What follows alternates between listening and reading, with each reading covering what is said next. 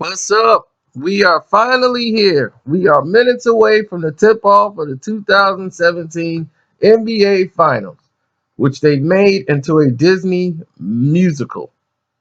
Um, this whole week, the promotion has been sketchy. It's been nuts, actually. And wow, I'm like just kind of waiting for it to be over.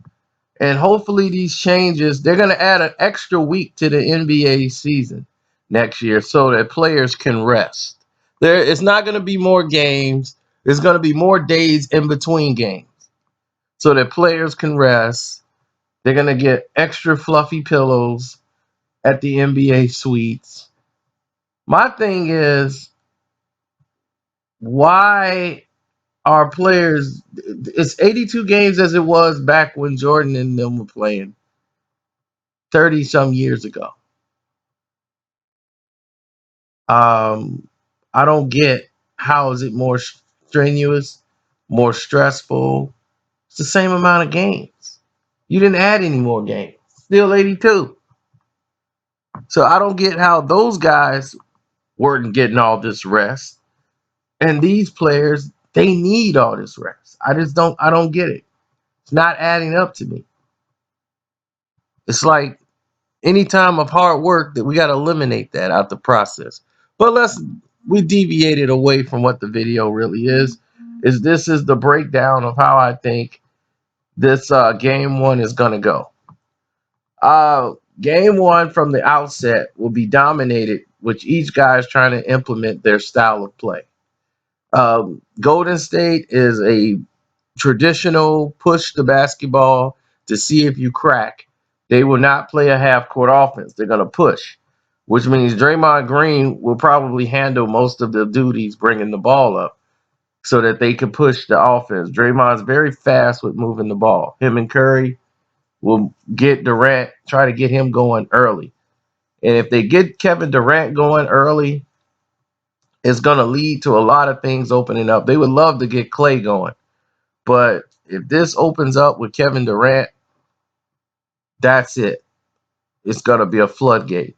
Interior passing in the paint, in the post, is going to be very key here because both teams want to do that. Cleveland don't do it enough.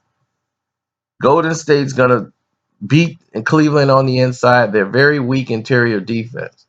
They don't rotate. They don't try to help. They don't communicate. So Golden State all season has been taking advantage of that by making the extra pass. They make sure at least 4 or 5 guys touch the ball. They lead the NBA in assists. Now, you look at the other side of the ball. Cleveland, what they want to do is slow the game down to a crawl. Play individual one-on-one basketball using high pick and roll. That's all they want to play all night long. Take advantages of mismatches by using their height, using openings, and using anybody who collapse or help on defense, making them pay by throwing a distance shot out for a long 3-point shot, by having their shooters on the wing. But this exposes them when they make themselves so thin to play this one-on-one game. They want to take advantage of Steph Curry. Whoever has the matchup on Curry, let's put Curry on LeBron, get him caught up, and wear Curry down by having a guard all night. So Golden State is this year is much more aware of getting Steph Curry out of those situations where he's going to be one-on-one trying to guard LeBron James because they're doing a pick and roll and the other guy couldn't get around the pick. Last year, Harrison Barnes was very bad at this rotation, where this year you got a much more versatile Kevin Durant and Draymond Green who can basically, in my opinion, neutralize this, as this wasn't such a big problem when they played in Golden State. It wasn't such a big problem when they played in Cleveland. When they first played this season, you saw faster switches.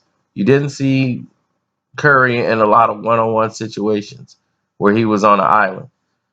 So with that being said, I think this will be played at Golden State's pace, which means that when they get up 20, when they get up 30 and things like that, they don't lose these leads. If Golden State gets up 20, Cleveland does not have the capability to neutralize that.